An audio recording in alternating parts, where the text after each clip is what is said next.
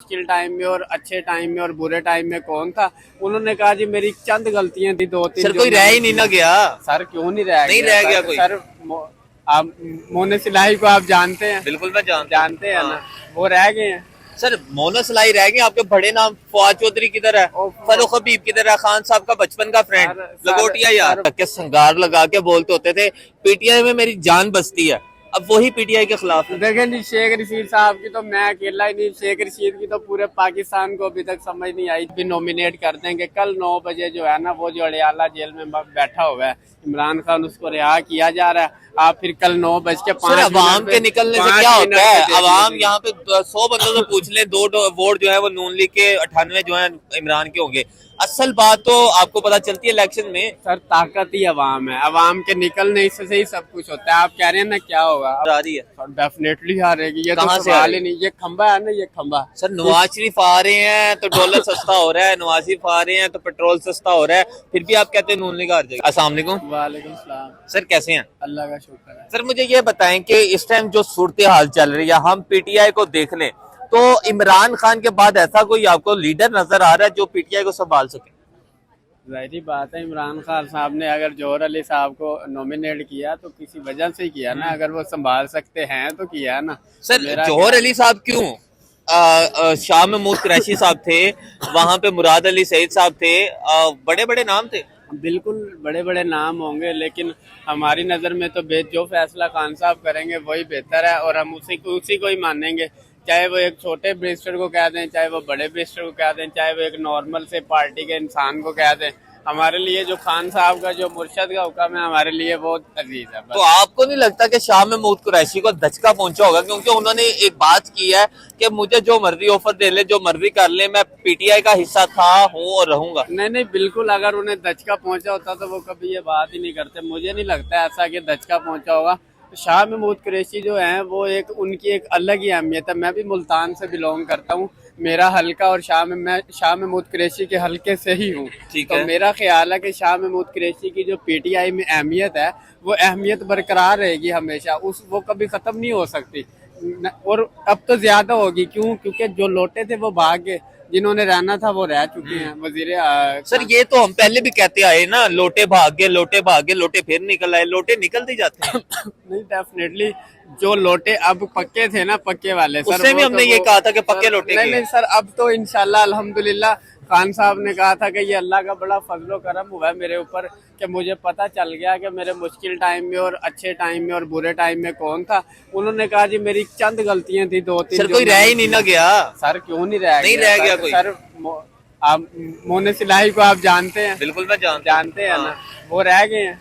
Sir mono सलाई रह गए, आपके बड़े नाम फवाद चौधरी किधर है, फरूख हबीब किधर है, खान साहब का बचपन का फ्रेंड लंगोटिया यार। अगर आप फवाद चौधरी की बात करें ना, वो तो बिल्कुल ही, मैं कहता हूँ उस बंदे से तो हम, बल्कि अल्लाह पाक ने हमारे ऊपर, पीटीआई वालों के ऊपर इतना बड़ा एहसान किया। उस बंदे का आप एक एहसान नहीं बोल सकते, उसने कोई दूसरी पार्टी नहीं ज्वाइन की। नहीं मेरी बात सुने, वो वाहिद बंदा है, मैं कहूँगा कि वो बंदा जिस पार्टी में भी जाता है ना, वो नस्ल बदनस्ली एक डेढ़ जब तक उसके साथ है ना वो है।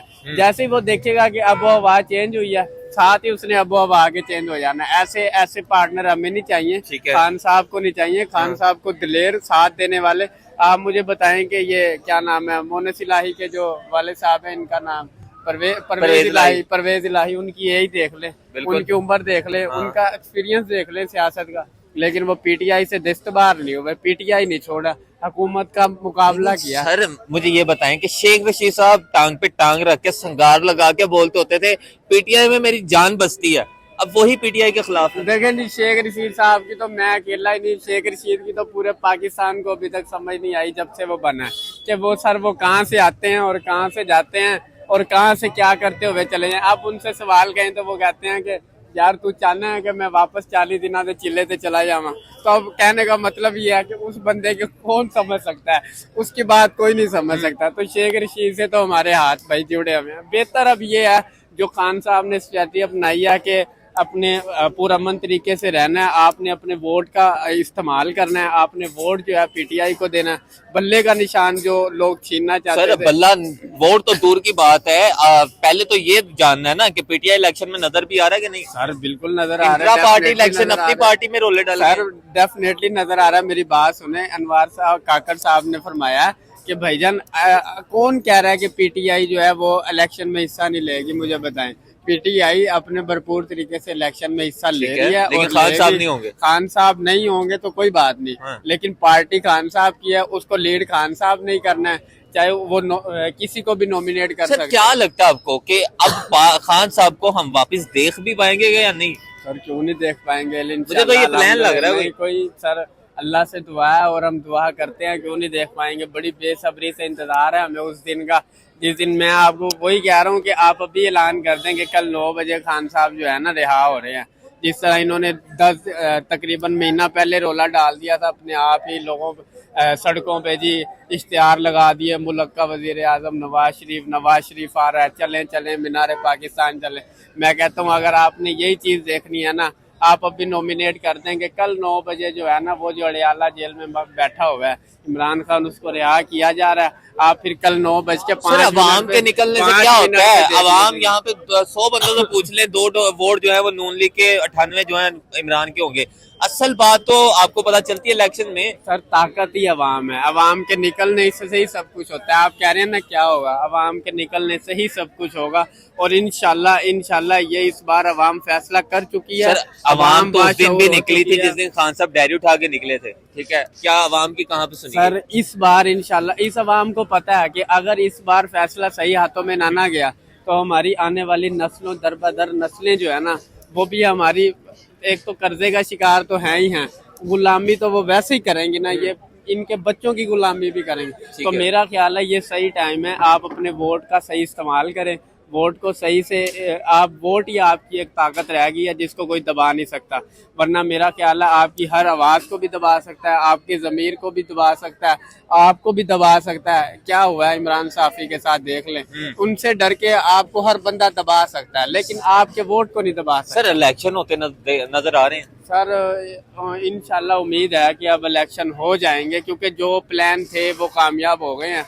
मुर्शद को अंदर करना था, वो अंदर हो गया। हारती नजर आ रही है। डेफिनेटली हारेगी, ये तो कहाँ से सवाल ही नहीं। ये खंबा है ना, ये खंबा। सर नवाज शरीफ आ रहे हैं तो डॉलर सस्ता हो रहा है, नवाज शरीफ आ रहे हैं तो पेट्रोल सस्ता हो रहा है, फिर भी आप कहते हैं नून लीग हार जाएगी। सर मेरी बात सुने, ये जो हट गंडे हैं ना, ये जो प्रोटो गंडे हैं, इनके थोड़ा जा सस्ता कर दिया, 10 कर दिया, 20 कर दिया, एकदम 50 बढ़ा दिया। ये अवाम अब इन चीजों में नहीं आने वाली, अवाम इन चीजों से भरी हुई है। अवाम ने ये चीजें देख ली हैं कि ये कर क्या रहे हैं। ये सर 100 रुपया भी सस्ता कर देना तो इनका काम नहीं चलने वाला। मतलब इनकी वो जो स्टोरी है ना, वो अब बाइकआउट हो गया, अवाम को बहुत ज्यादा समझ आ गया। तो मेरा ख्याल है आने वाला जो टाइम है वो पीटीआई का, आने वाला जो टाइम है वो खान साहब का। और इस मुल्क को अगर दोबारा कोई पाँव पे खड़ा कर सकता है, चला सकता है, तो वो खान साहब का।